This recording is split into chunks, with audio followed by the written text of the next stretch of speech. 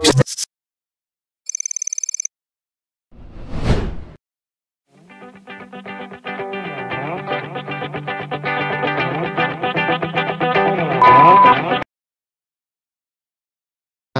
warahmatullahi wabarakatuh. Waalaikumsalam warahmatullahi wabarakatuh. Sebelumnya perkenalkan, namaku Ananta Faza dari PWK 2019. Di tahun ini aku jadi PJ atau penanggung jawab AADP. Aku ditemenin sama Irna. Boleh perkenalan?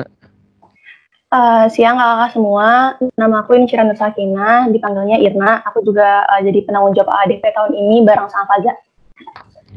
Mungkin dari Mbak Dita sama Mas Givari bisa perkenalan dulu ya. Assalamualaikum warahmatullahi wabarakatuh. Waalaikumsalam warahmatullahi wabarakatuh. Selamat siang semuanya. Perkenalkan, nama saya Anandia Givari, biasa dipanggil Givari dari PWK Angkatan 2016. Assalamualaikum warahmatullahi wabarakatuh. Perkenalkan, namaku Aisyah Wirasri dari PWK 2016 juga. Oke. Pertama aku mau ucapin makasih dulu buat Mbak Dita sama Mas Givari udah nyempetin waktunya ya buat jadi pembicara kita. Nah, sebelumnya aku mau nanya, tadi aku dapat kabar dari Irna ya kalau KKL itu ada hubungannya sama Biro. Nah, pembahasan itu mau dijelasin keterkaitan KKL sama Biro dulu atau mau pertanyaan-pertanyaan dulu baru ke KKL sama Biro? Enaknya gimana ya, Mbak? Gimana, Givari? Sesuaiin aja pertanyaan kemarin aja. Ntar kalau mau tambahin Biro di akhir aja nggak apa-apa. Oh ya udah mungkin aku mulai langsung ke pertanyaan pertama dari Irna. Mungkin tanya pertanyaan pertama, Nak. Oke, langsung aku mulai aja ya kak ke pertanyaan pertamanya. Jadi kalau KKL itu kan banyak yang bilang kayak KKL tuh jalan-jalan ya ke luar negeri ya dan lain sebagainya. Nah, untuk bikin orang-orang makin tahu aja tentang KKL, sebenarnya KKL tuh ngapain sih kak? Terus KKL itu kemana? Terus waktunya itu kapan? Sama kita tuh selama KKL tuh bakal ngapain aja? Aku jawab deh ya, aku jawab dulu nggak apa ya? Iya boleh. Jadi KKL itu kan kuliah kerja lapangan. Jadi KKL itu tuh salah satu matkul. Jadi masuk mata kuliah wajib di semester 6 ya. Jadi kalau untuk waktunya, ini waktu apa maksudnya? Maksudnya kita dapat KKL itu di kayak tadi yang di semester 6 itu. Iya, semester 6. Terus jadi KKL itu mata kuliah wajib di, satu angkatan bisa, sebenarnya itu kalau KKL itu nggak wajib ke luar negeri. Sebenarnya itu kalau untuk lokasi itu kembali ke angkatan masing-masingnya. Sebenarnya itu KKL itu sebenarnya diserahkan semuanya ke angkatan, tapi tetap koordinasi sama dosen. Itu kalau untuk intinya gitu. Terus untuk waktunya, kalau kami kemarin ini aku sama Dita ngomonginnya KKL 2016 ya, yang dirasain sama 2016 ya. Iya. Jadi waktunya tuh kurang lebih seminggu lah, 6 hari sampai 7 hari itu udah sampai Semarang lagi pulang. Terus kalau kemarin kami ke Thailand. Wah, seru sekali. Aku boleh nambahin nggak? Iya kak, boleh. Nah, mungkin tadi sedikit tambahin dari kata Givari, kalau KKL itu kan adalah mata kuliah di semester 6, dan mungkin kalau waktu kapan KKL diadain itu kita milih sendiri sih, kita maunya kapan. Misalkan kita, jadi istilahnya kita nge-tag tanggal gitu loh, misalkan kita maunya di bulan Maret, ya kita kemarin di bulan Maret. Itu pun juga dengan hasil menyesuaikan dengan kegiatan-kegiatan lainnya di bulan Maret kan. Nah, kemudian nanti setelah kita bilang, kita nge-tag nih dari tanggal segini sampai segini, nanti dari TU juga yang bantu masih kayak ngosongin jadwal gitu. Jadi nggak ada jadwal, jadi nggak dikasih jadwal. Pokoknya kita KKL misalkan setelah UTS ya gitu, nggak harus juga, tergantung kondisinya juga sih kayak gitu. Oke. Iya. Oh, jadi sifat KKL ini nggak wajib ya, Mas sama Mbak? Atau gimana? KKL wajib. Sifatnya wajib. Wajib karena tadi masuk ke KRS karena salah satu mata kuliah wajib di semester 6. Jadi sebenarnya itu KKL tuh kalau kami ya dulu waktu maba tuh udah dikasih tahu dari semester 1 kalau PWK tuh ada KKL dan keluar negeri. Jadi harus dipersiapkan gitu loh, anak mahasiswanya harus dipersiapkan, udah dikasih tahu dulu. Jadi buat kami tuh apa ya, KKL tuh jadi nggak ada yang nggak ikut gitu loh. Berarti semuanya tuh wajib ikut gitu. Oke. Nah, terus ini ada pertanyaan untuk ada nggak sih hal-hal yang harus dipersiapin kalau sebelum KKL? Terus ada persyaratannya nggak buat mengikuti KKL? Misalnya jumlah SKS-nya gitu atau harus berapa atau bagaimana gitu? Gitu kan? Aku jawab ya. Jadi kalau untuk syarat KKL itu yang jelas kita udah ngambil KKL di KRS kita gitu. Di KRS semester 6 kita ngambil KKL. Nah, untuk persiapannya sebenarnya banyak banget sih yang harus dipersiapin. Bahkan kita dulu tuh sebelum semester 6 kita juga udah ngomongin tentang KKL ini, udah diskusi sama dosen wali juga. Karena kalau KKL itu kan kita nanti sama dosen-dosen wali kita. Nah, habis itu untuk dipersiapin jelas banyak. Dari pertama mungkin untuk dari kita sendiri kita harus mempersiapkan biaya. Kita mau pergi, kita butuh biaya, itu yang harus dipersiapin. Kemudian juga kitanya harus sehat, baik jasmani ataupun rohani kita harus sehat. Dan juga kalau misalkan kita mau keluar negeri, kita kan harus mempersiapkan berkas-berkas gitu ya, kayak misalkan kita nyiapin paspor, kemudian surat-surat yang dibutuhkan juga. Dan yang jelas kita itu mempersiapkan izin gitu. Jadi kita juga mengajukan, kita buat surat izin untuk ke orang tua masing-masing gitu, bahwa kami diizinkan untuk mengikuti KKL kemana, pada tanggal berapa, dan kemudian surat izin ini yang sebagai pegangan kita bahwa kita sudah boleh ikut KKL. Itu salah satu yang harus dipersiapkan. Dan kemudian sedikitlah belajar tentang mungkin nanti ke luar negeri kita harus berkomunikasi dengan bahasa Inggris paling enggak. Nah, misalnya kita mau nanya, ya setidaknya bisa lah bahasa Inggris sedikit-sedikit. Ya kalau nggak bisa pun juga nggak masalah karena pasti dibantuin. Tapi setidaknya kita bisa komunikasi di sana. Dan yang jelas kita harus belajar tentang negara tujuan gitu. Misalkan kita kemarin kita mau ke Bangkok nih, kita mau ke Thailand, terus kita belajar apa aja sih yang nanti akan kita cari di sana, negaranya itu seperti apa, dan segala macamnya itu yang perlu dipersiapkan. Kemudian untuk persiapan teknisnya mungkin kayak persiapan nanti kita keberangkatannya itu gimana, terus kegiatan kita di sana seperti apa, itu juga dibicarain sama semuanya. Maksudnya nggak cuma mahasiswa doang, tapi dosen juga perlu tahu, dan juga agen perjalanan travel itu juga perlu dia juga perlu tahu gitu kita maunya apa, dan mereka nanti yang bantu untuk mengatur jadwal-jadwalnya. Dan kemudian yang jelas itu ini sih kesiapan dari kita dalam, kalau kita memang kita mau satu angkatan berangkat ya kita semua juga udah harus siap. Oke, kita harus kompak, pokoknya kita bener-bener bawa KKL itu sesuatu yang nyenengin gitu loh. Jadi itulah kenapa kalau misalkan kita mau KKL, terus kita harus kompak, kita punya satu tujuan, kita mau KKL gitu. Kalau misalkan hal-hal tersebut udah siap, yang pasti KKL insya Allah jalan sih. Kayak gitu tuh ada yang dampingin nggak sih Kak, kayak dosen gitu-gitu? Pasti, dosen itu pasti ikut dosen wali. Jadi tadi kan aku udah sempat bilang ya, kalau KKL itu yang ikut adalah dosen wali. Jadi nanti dosen walinya itu semuanya ikut gitu ke sana. Gitu. Oke. Terus kan tadi sempat nyinggung juga kalau misalnya KKL itu kan bersifat wajib. Cuman kan kita kan nggak tahu juga ya, kayak pasti nanti bakal ada teman kita yang misalnya kekurangan biaya, terus nggak bisa berangkat misalnya karena dia nggak punya paspor dan ribet segala macamnya. Itu kira-kira dari dosen pengampu atau misalnya dari departemen gitu bakal ngasih tugas nggak kalau misalnya dia benar-benar nggak bisa itu gitu ikut KKL? Ya, aku jawab.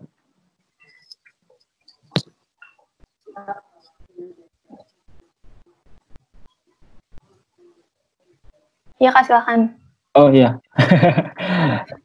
Sebenarnya kan tadi udah bilang tuh kalau KKL itu kami udah dikasih tahu KKL itu dari awal-awal semester, awal masuk kuliah malah. Jadi salah satu dosen lagi tuh bilang kalau PWK tuh ada KKL yang luar negeri gitu. Jadi kalian siapin ya gitu uangnya, terus izinnya dan sebagainya. Jadi kami tuh udah persiapan dulu itu dari awal, udah ada ancang-ancang gitu loh. Misal kita nanti mau ada KKL nih. Jadi sebenarnya mahasiswa yang nggak bisa ikut tuh bisa diminimalisir gitu loh dengan persiapan yang lebih maju gitu loh. Jadi kita udah persiapan dari awal gitu. Udah ada ancang-ancang kalau mau ada KKL nih. Jadi kita memang sama sekali nggak ada yang nggak ikut. Terus kalau untuk masalah biaya nih, misalkan ada teman kita yang maaf misal kurang mampu ya buat bayar, itu memang kita udah dari semester 5 udah mungkin lagi itu komting ngelis ya siapa aja yang misal perlu mungkin ada sedikit bantuan. Jadi nanti kita saat saat waktu pembayaran itu kita bisa bantu satu angkatan gitu loh, karena memang kemarin ada sempat yang mau dibantu untuk keberangkatan ke Bangkok. Jadi memang udah persiapannya harus benar-benar matang gitu loh. Jadi jangan sampai ada yang nggak ikut gitu loh, karena KKL kan salah satu momen penting ya, apalagi momen angkatan gitu loh. Kapan lagi gitu loh bisa jalan-jalan, bisa bareng jalan-jalan satu angkatan full gitu loh. Jadi memang sebenarnya itu bisa diminimalisir kok kalau misalkan untuk biar nggak ada yang nggak ikut gitu loh. Terus kalau untuk tadi kayak konsekuensi ya? Iya Kak, dari departemen atau dosennya? Kurang tahu sih, karena memang nggak ada yang nggak ikut gitu loh. Jadi mungkin kalau angkatan sebelumnya juga kayaknya rata-rata memang semua ikut gitu loh. Jadi memang belum tahu kalau dari aku nggak tahu maksudnya ada konsekuensi atau enggak, aku nggak tahu. Oke, terus kalau buat KKL ini biasanya waktunya itu berapa lama ya pelaksanaan KKL-nya? Sama buat biaya itu berarti ditentuinnya tergantung travel yang kita pakai atau gimana ya Kak? Aku jawab untuk pertanyaan yang ini. Jadi untuk berapa lama KKL itu, pertama tadi kan aku sudah sempat bilang ya, kita di awal ngetek 1 minggu. Kita mau di bulan apapun itu kita ngetek 1 minggu, dan kita sebenarnya terserah sih mau mulai hari apa aja, tapi yang penting masih di dalam 1 minggu itu. Mungkin kalau dari angkatan aku kemarin, kita dari dosen usulkan nggak usah terlalu lama. Maksudnya yang penting kan kita kesana tujuannya mau belajar nih. Yang penting kita udah dapet itu, terus akhirnya kita sepakat itu di sananya kita 4 hari sih jatuhnya, karena kan ngelihat dari tiket pesawatnya juga kan available-nya pada jam berapa hari apa gitu. Akhirnya pelaksanaannya itu kita 3 hari, 1, 2, 3. Nah hari keempat itu kita memang masih di sana untuk pulang aja gitu, karena pesawatnya kalau nggak salah siang sore gitu sih. Nah terus barulah sisanya itu perjalanan dari Semarang ke Jakarta sama Jakarta Semarang, karena kita naik bis jadi ada waktu tambahan gitu untuk perjalanannya. Cuma untuk di sananya memang kita fokus di KKL itu 3 hari aja. Dan kemudian itu juga menurutku nggak cukup sih, karena semakin lama kita di sana biaya juga pasti makin banyak gitu kan. Terus tadi pertanyaannya tentang biaya ya. Jadi kalau biaya itu yang jelas kesepakatan dari angkatan masing-masing gitu. Angkatan masing-masing menyanggupi berapa, terus tujuannya mau kemana gitu. Jadi kita melihat budget dan oke, budgetku misalkan 6 juta. 6 juta nih kita sanggupnya kemana gitu kan. Nah nanti akan ada yang namanya open tender, yaitu kita akan seleksi biro-biro yang bisa kita pakai untuk KKL. Dan dari mereka ini kita, sebelum mereka presentasi itu kita ngajuin dulu nih, misalkan saya punya budget 6 juta, saya mau ke Bangkok dan saya mau fasilitas A, B, C, D. Nah, nanti mereka tinggal menyesuaikan. Terus barulah masuk di seleksi. Mungkin aku lebih jelasin nanti. Nah, dan dari biro itu pun nggak akan ngasih harga yang pas 6 juta sih. Biasanya ada yang lebih dikit, ada yang kurang dikit. Sesuai dengan fasilitas yang mereka kasih, kayak gitu. Apalagi tadi, selain biaya, itu ya. Itu aja Kak. Bisa dilanjut. Kalau ada yang mau ditambahin dari Mas Gifari ada tambahan? Ya sebenarnya itu KKL itu memang koordinasi full ya. Jadi antara mahasiswa, dosen pembimbing, dan biro. Jadi memang 3 unsur itu penting sih dari KKL. Jadi jangan, kalau misalkan dari panitia nih, kan ada panitia inti ya.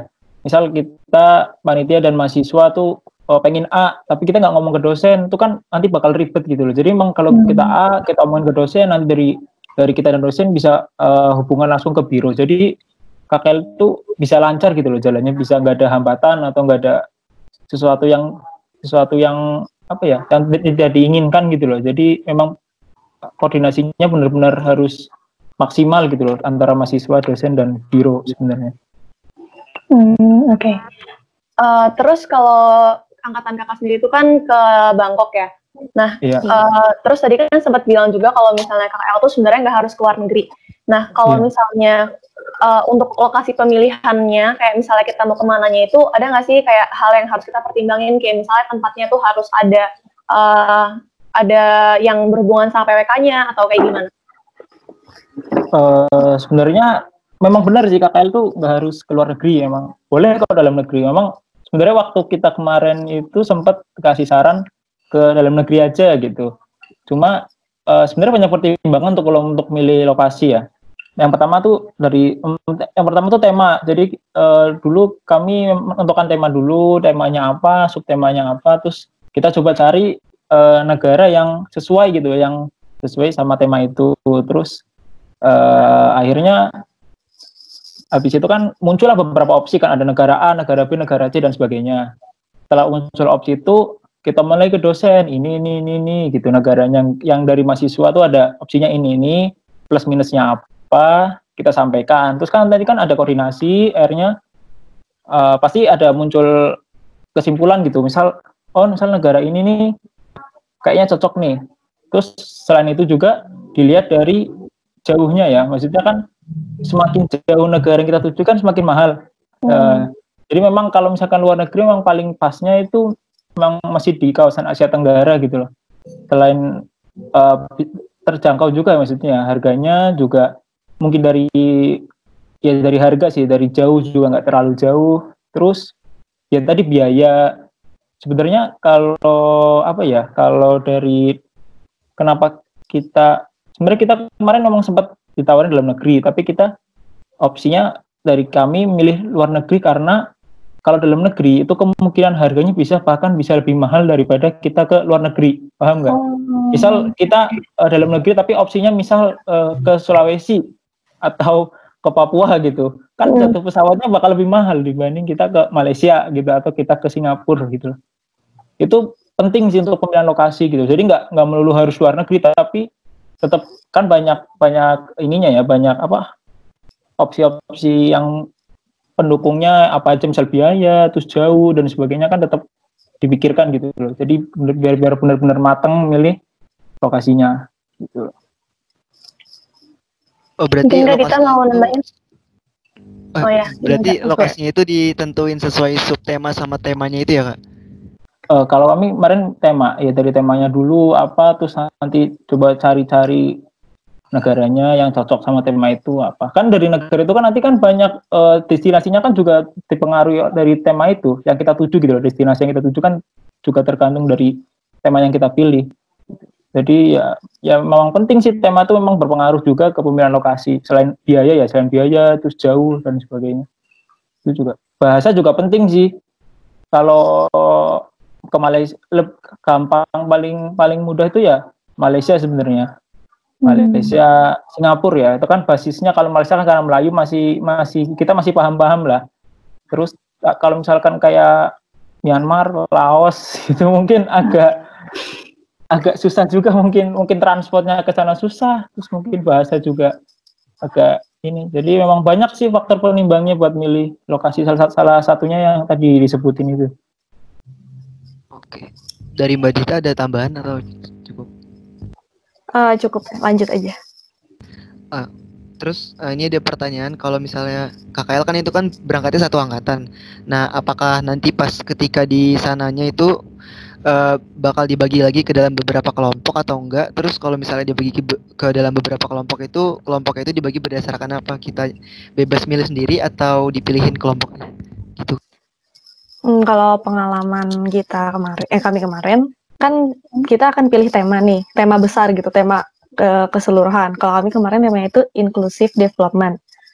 Nah, kemudian dari tema ini dibagi lagi ke subtema. Nah, nanti kelompoknya itu akan berdasarkan subtema tersebut. Jadi misalkan kemarin kita itu ada 6 subtema menyesuaikan dengan jumlah dosen wali. Kemudian ada subtema transportasi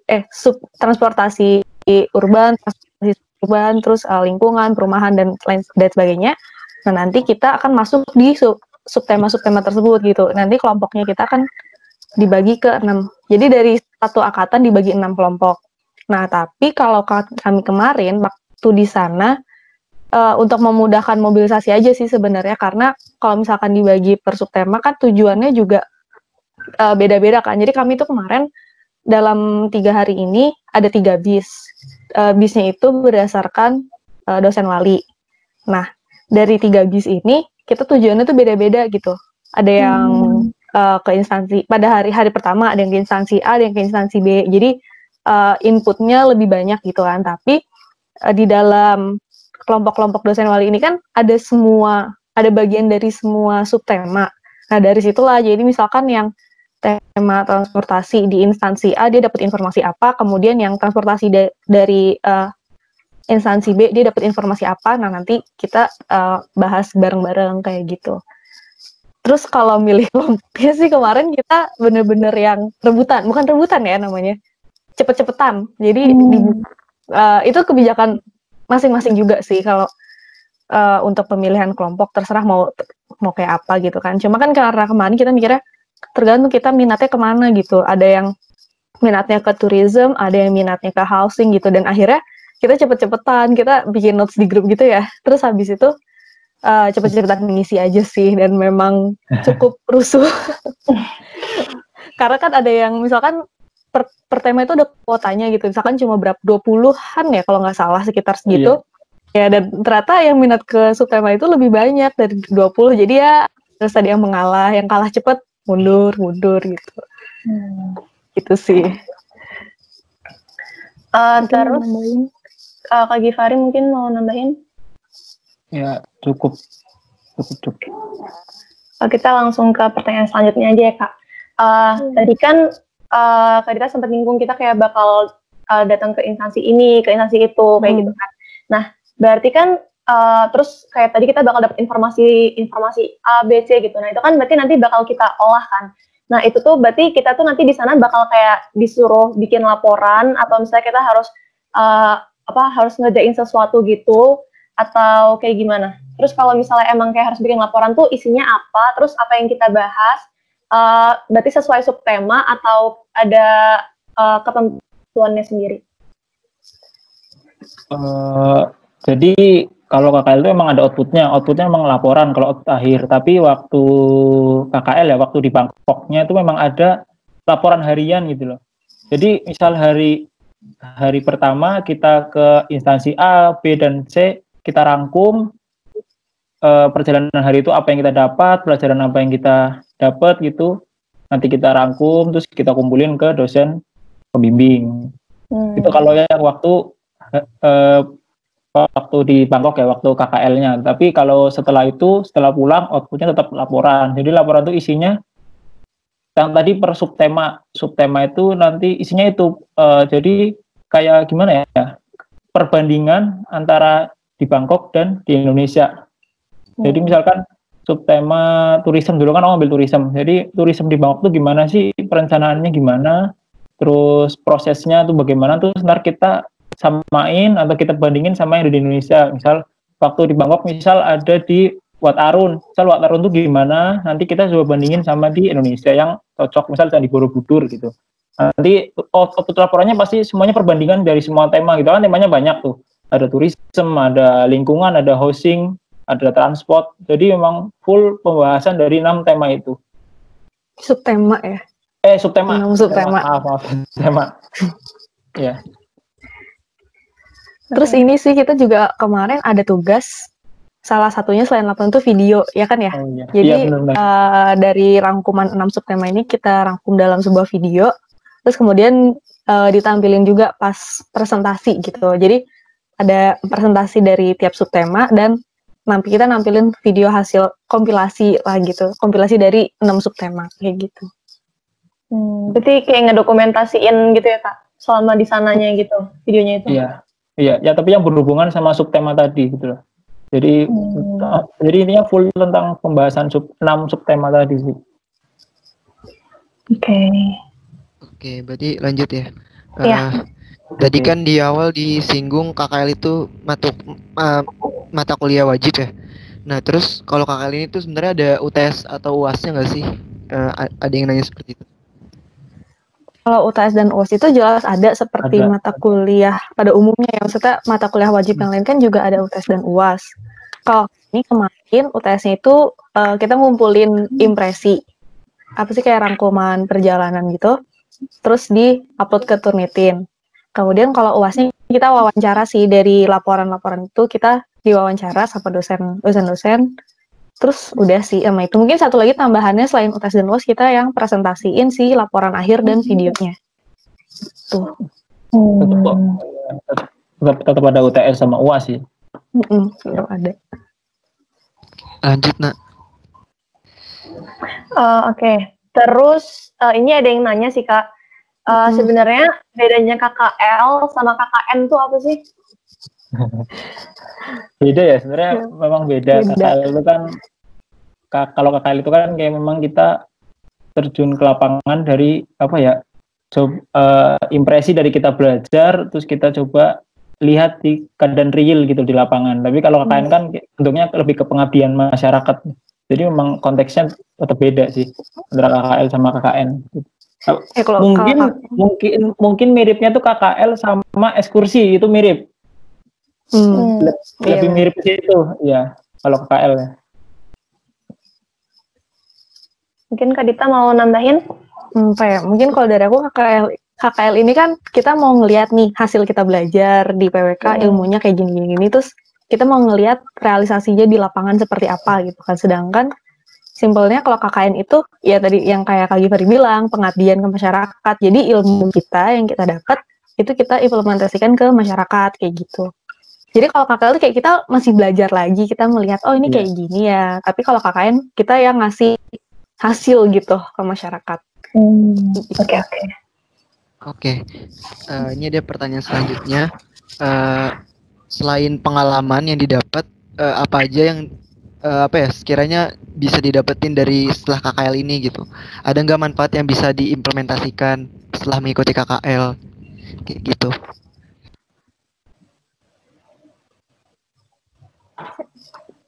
Siapa yang mau jawab?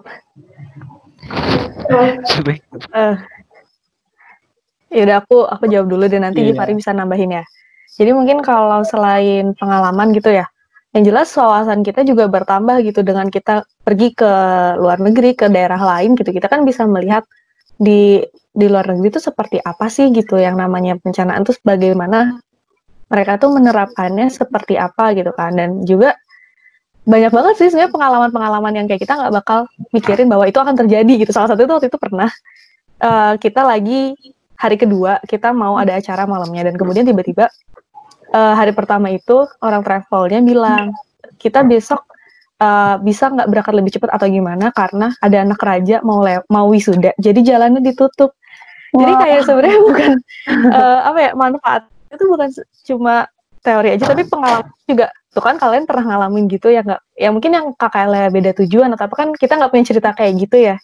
Dan kemudian yang jelas mungkin kalau secara teori ini kita juga bisa dipakai nanti, nggak harus saat kuliah juga sih pelajaran yang didapat, mungkin bisa saat kerja gitu kan, karena kita udah pernah nih kalau misalkan dari kami kita pernah ke Bangkok, dan mereka ada penerapan, misalkan waktu itu kita ke namanya Ban Mangkok, jadi itu rumah-rumah di bantaran sungai gitu kan, dan kita mendapat ilmunya bagaimana mereka ngembangin itu, bagaimana mereka bisa ngajak masyarakatnya, dan hal seperti ini yang nantinya tuh bisa diimplementasikan baik di dunia kerja ataupun nanti di semester 7 itu kan masih ada tugas-tugas ya, itu bisa jadi best practice yang dimasukin ke tugas juga gitu. Jadi sebenarnya menurut aku pengalaman secara kita yang hal-hal yang nggak pernah kita bayangin akan terjadi tuh bisa terjadi gitu kan. Dan banyak sih sebenarnya yang bisa diambil dari KKL itu, baik dari mungkin pengalaman kita seru-seruannya atau mungkin dari pelajaran-pelajaran yang ternyata mereka melakukan hal tersebut gitu. Sedangkan misalkan kita di Indonesia atau di tugas-tugas kita, kita nggak kepikiran ya hal kan kayak gitu yang mereka terapkan di sana. Itu dari aku sih. Kalau Givari mau nambahin, silahkan. Oke, ulangin. Jadi memang tadi yang benar kata Dita, jadi KKL itu kan banyak manfaatnya tadi yang disebutin Dita. Menurutku juga yang penting ya itu waktu kan, jadi KKL itu kan kita ada kegiatan ngirim proposal kunjungan gitu. Jadi kan kita milih daftar kunjungannya kemana aja, nanti kita ngirim proposal kira-kira kita nanti diterima nggak untuk kunjungan KKL ke sana. Itu penting banget sih kalau nanti mungkin kita waktu kerja kita mau ada hubungan kita sama kantor luar negeri itu kita udah belajar dulu gitu loh dari sekarang. Gimana caranya kita bisa membangun kerjasama, membangun hubungan sama orang-orang di dinas di luar negeri atau di kantor-kantor yang ada di luar negeri, itu salah satu manfaatnya sih. Enggak sekarang tapi mungkin nanti gitu loh. Itu salah satunya sih. Itu juga bisa jadi ini sih kayak kita pernah nih kunjungan ke sini gitu, mungkin nanti kalau ada yang mau ke sana lagi kita bisa bantu, atau maksudnya bisa bantu, ini ada nomornya, kontaknya ke sini dan segala macam sih. Jadi membangun relasi juga.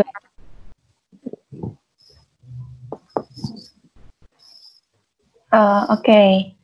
Langsung ke pertanyaan selanjutnya ya Kak. Ini sebenarnya pertanyaannya tuh banyak banget yang nanyain, karena mungkin ini hal yang wajar yang bakal ditemuin gitu sama KKL. Jadi ada yang nanya, kalau kegiatan semacam ini kan pasti ada aja tuh kayak struggles-nya. Nah, kalau dari pengalaman kakak sendiri, apa sih struggles yang paling umum gitu, yang kayak pasti ini mas semua angkatan bakal ada ngerasain gitu, kesusahan ini gitu. Dan gimana caranya kakak itu ngatasinnya gitu, kayak misal, kalau misalnya masalahnya kayak gini, berarti kita secara seangkatan nanganinnya kayak gini dan lain sebagainya. Ada nggak Kak? Banyak banget ya Dit ya. Banyak banget sih. Tapi yang jelas struggles di sini adalah dalam hal koordinasi sih, dan benar-benar tadi mungkin kita di awal udah sempat bilang ya bahwa ada koordinasi ke antar mahasiswa, ke dosen dan juga ke biro dan mungkin pihak-pihak lainnya juga. Terus koordinasi yang menurut kita ya seru juga sih itu adalah koordinasi di antar kita sendiri gitu. Dia mungkin angkatanku masih 100-an orang ya, maksudnya masih 110, 100 segitu. Sedangkan kan kita ngelihat angkatan makin ke bawah juga lebih banyak, dan itu akan menjadi struggles yang akan terus terjadi sih untuk bagaimana kita saat lagi misalnya kita rapat angkatan nih untuk menyatukan pendapat kayak gitu kan, itu susah banget. Walaupun yang nantinya kita akan tetap diskusiin sama dosen. Terus struggles apalagi mungkin dari Givari?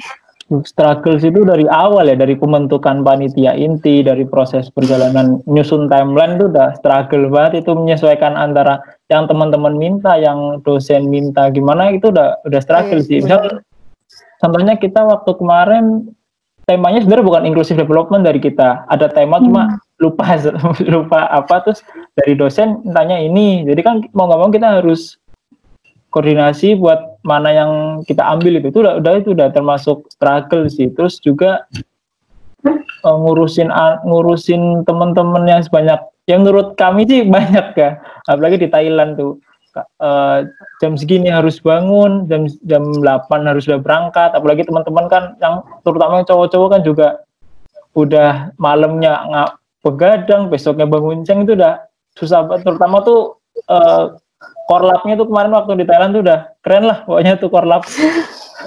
Kerjanya ekstra. Gitu kan. Iya, benar-benar kerjanya ekstra.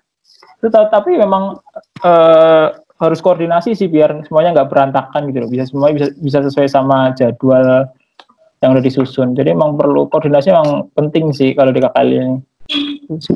Berarti ada kepanitiaannya gitu juga ya Kak? Ada. Jadi memang kebetulan kan aku wakil ketua, Dita koor acara KKL. Jadi ya ada sebenarnya ada panitia inti sih, panitia inti dari tim KKL itu yang nanti ngurusin penyuratannya gimana, terus macam-macam lah. Itu nanti dari kita ini baru kita floor ke angkatan, baru setelah itu floor lagi ke dosen. Jadi memang full benar-benar harus koordinasi. Harus membangun koordinasi yang baik sih antar dosen, mahasiswa sama biro. Benar-benar. Pokoknya kerjasama lah kita harus tahu posisinya, kita semua kan kita mau KKL nih, kita mau pergi bareng, kita mau senang-senang bareng. Ya udah kita harus punya satu kita punya satu tujuannya, kayak ya udah kita harus kerjasama. Pokoknya jangan sampai ada yang misi antara kita dan dosen ataupun dari kita ke bironya juga gitu. Dan yang jelas kita harus selalu ngasih yang namanya progres gitu ke dosen, karena kan sebenarnya kita yang ngurusin ya, dosen ini nanti akan ikut, tapi juga mereka memberikan saran-saran, masukan-masukan seperti apa kayak gitu. Mungkin karena dosen juga sudah berpengalaman, atau mungkin ada yang punya relasi, ada yang punya kenalan di salah satu instansi seperti itu. Jadi kita selalu harus komunikasi terus sama dosennya, sama bironya juga, dan sama teman-teman juga, itu yang paling penting sih. Tapi yang pasti asalkan komunikasinya baik, insya Allah berjalan dengan lancar. Ya, benar. Tapi kalau misalnya KKL itu kan jatuhnya tetap masih fun kan, nggak kayak yang suntuk lebih kayak nyariin informasi gitu kan, atau gimana? Ya, seru. Fun banget. Fun. Jadi paginya kita kunjungan, kita belajar sampai sekitar sore ya, Dit ya. Sore. Biasanya sore. Nanti malamnya free time. Terserah anak-anak mau kemana. Ada yang mau lihat-lihat gitu kan. Mau muter-muter Bangkok lah. Tapi tetap koordinasi juga sama Korlap. Jadi emang semua segala yang kita lakukan sana Korlap harus tahu. Biar kita benar. Mereka. Sama ini juga sih kan, karena kita misalkan kemarin ada yang subtemanya tentang transportasi ya, berarti kan kita harus mencoba dong transportasi di sana itu kayak apa gitu. Jadi teman-teman kemarin tuh ada yang naik kereta ke bandara terus balik lagi, terus ada yang jalan-jalan gitu, ngelihat misalkan yang subtemanya masing mereka jalan-jalan ngelihat gimana sih kondisinya di sana. Jadi nggak cuma kita datang ke kampus atau ke instansi aja, tapi kita juga kita harus explore juga gitu yang ada di subtema yang akan kita bahas di subtema itu kenyataannya seperti apa. Terus kemarin juga kayak teman-teman kita ada yang naik bisnya ya, kayak, dan mereka bilang kayak benar-benar yang supir yang ngebut, yang kayak naik Kopaja Metro Mini, bis-bis yang kayak gitu loh. Terus benar-benar itu pasti pengalaman yang mereka nggak akan lupain sih. Kebetulan aku tidak ikut jadi nggak ngerasain. Dan banyak banget sih yang naik kita di depan hotel kita tuh ada kapal ya kan ya, ikut naik nggak gitu. Aku terus kapalnya lihat.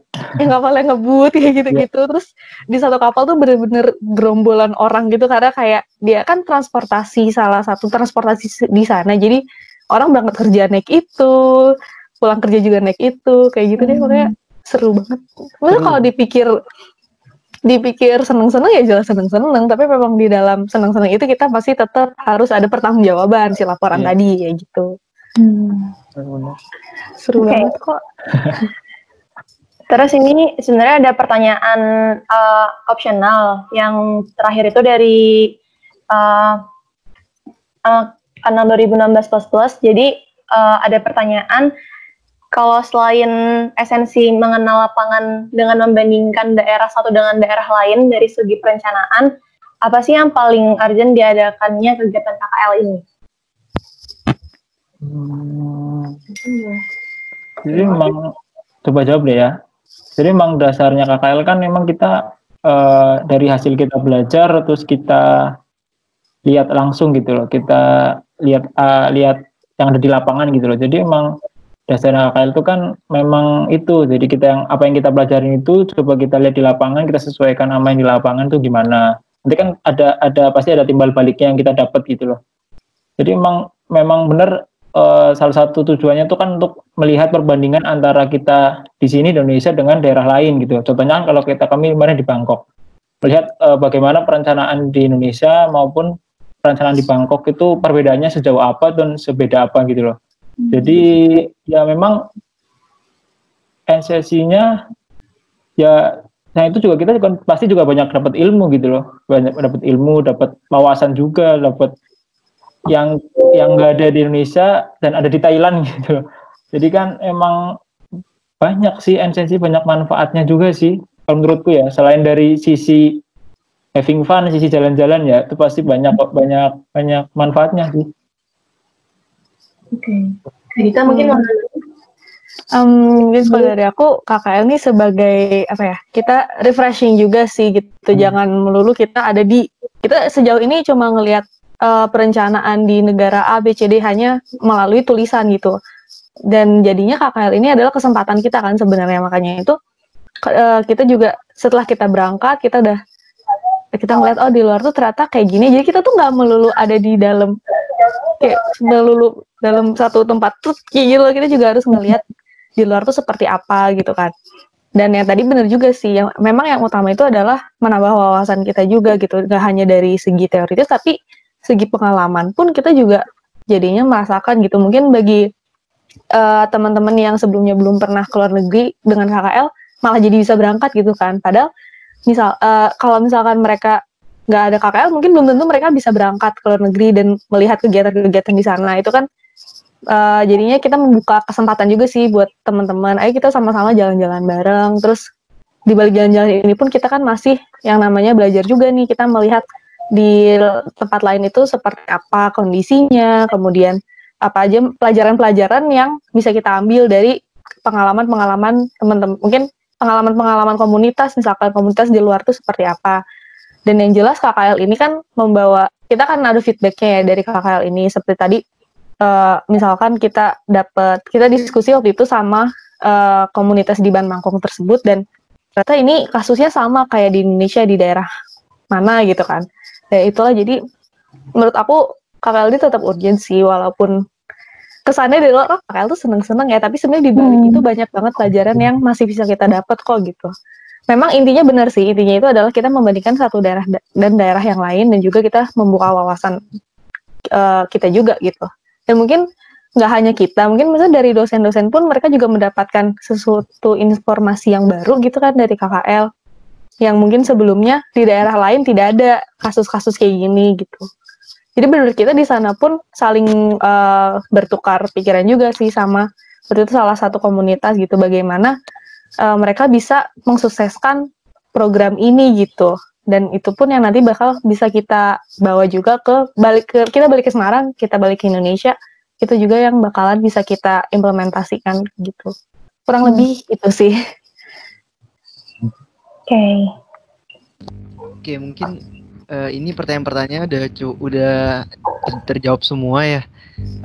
Mungkin dari aku mau ucapin terima kasih lagi buat Mbak Dita sama Mas Givari. Udah mau nyempetin waktunya. Sama-sama ya. Dan udah sempet mohon maaf juga ada sempet reschedule. Nggak apa-apa. Aku yang minta maaf. Iya kan, nggak apa-apa. Jadi dari aku terima kasih udah mau bantu aku sama Irna buat jawabin pertanyaan dari teman-teman PWK. Mungkin dari Irna ada mau yang disampaikan dulu. Sama sih kayak Faza, makasih juga udah nyempetin waktunya. Semoga dengan adanya kayak gini bisa nambahin wawasan juga kan buat teman-teman PWK kita yang nggak tahu, karena sebenarnya ini tuh pertanyaannya tuh murni dari 19, 18, 17 yang kayak katakanlah 19 tuh benar-benar nggak tahu kayak KKL tuh ngapain gitu. Jadi semoga ini semua pertanyaannya terjawab banget buat mereka, dan makasih juga kakak waktunya. Udah sih kayak gitu aja. Ada tambah dikit boleh nggak? Iya boleh Kak. Boleh Mas. Jadi yang tadi yang aku sama Dita sebutin kan itu kan berdasarkan pengalaman kita ya, angkatan 16 waktu KKL, dan intinya tuh sebelum ada pandemi nih.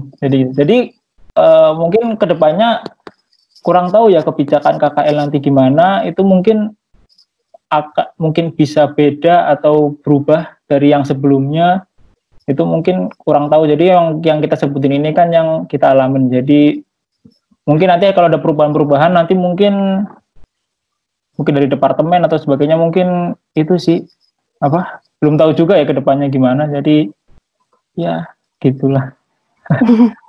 Semoga tetap bisa KKL ya. Semoga sih bisa, biar bisa ngerasain gitu. Iya. Oke, mungkin udah cukup ya dari aku sama Irna. Aku ucapin terima kasih lagi. Assalamualaikum warahmatullahi wabarakatuh. Waalaikumsalam warahmatullahi wabarakatuh. Terima kasih juga ya. Makasih Kak. Makasih. Dah. Adit. Dadah semuanya. Dadah.